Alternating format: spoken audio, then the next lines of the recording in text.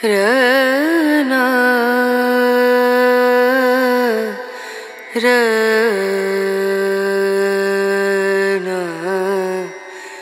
रनु।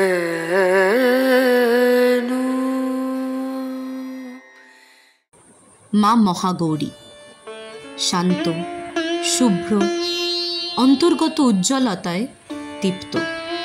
তিনি সেই রূপ যিনি বহু কষ্টের পরেও হাসতে জানেন।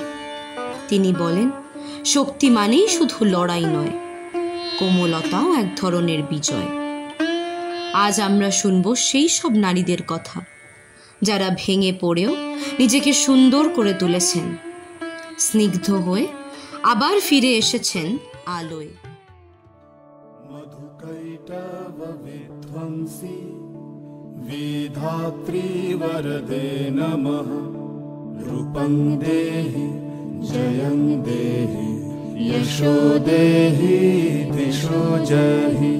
মহিষাসুর নির্নাশী ভক্তানাং সুখদে নমঃ।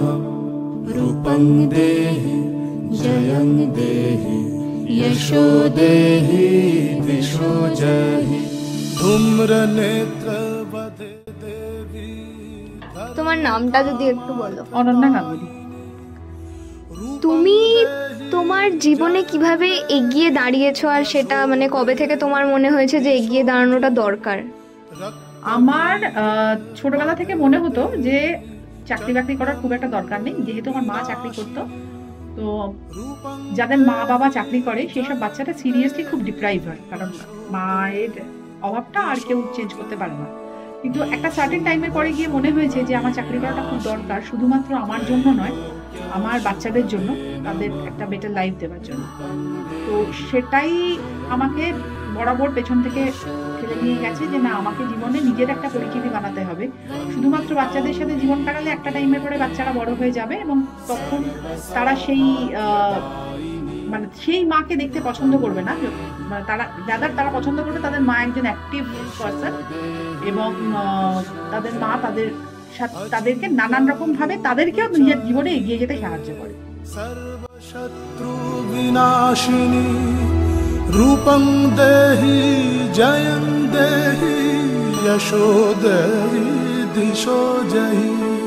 নতেভ্য সর্বদা ভক্তা চাপর্ণে দুরিতাপহে। রূপং দেহি জয়ং দেহি যশো দেহি দিশো জহি। সাবভ্यो ভক্তি পূর্বং ত্বং চণ্ডিকে ব্যধিনাশিনী। রূপং দেহি জয়ং দেহি যশো দেহি দিশো জহি।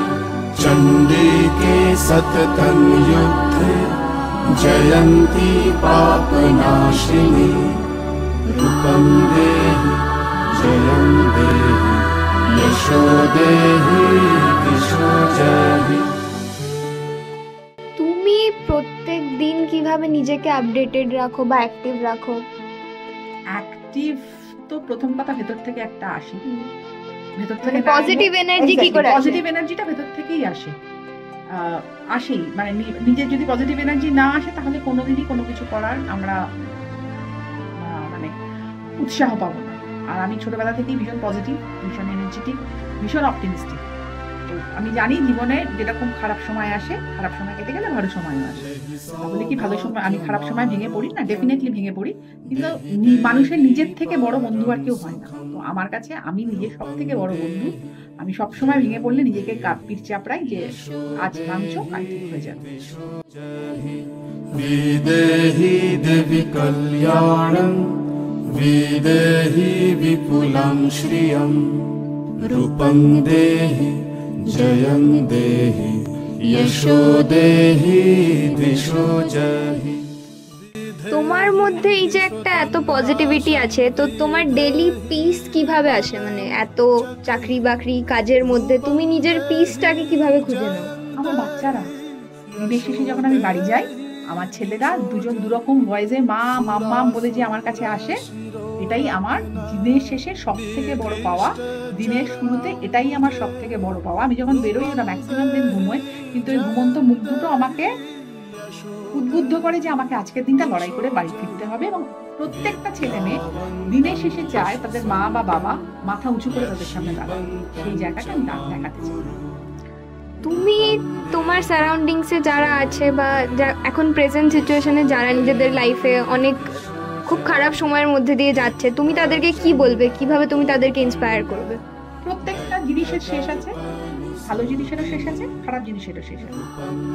তো যত খারাপ হবে তত জানবে ভালো জিনিসটা সামনে আছে। আর যত খারাপই হোক না কেন আলটিমেটলি সেটা একটা না একটা সময় শেষ হবে। তো আমি বরাবর প্রচুর স্ট্রাগল, আমি কেন, এটা সবাই আমাদের যে কজন মানুষ আমরা দেখি প্রত্যেকে স্ট্রাগল করেছে, কেউ কম কেউ বেশি, ঠিক আছে?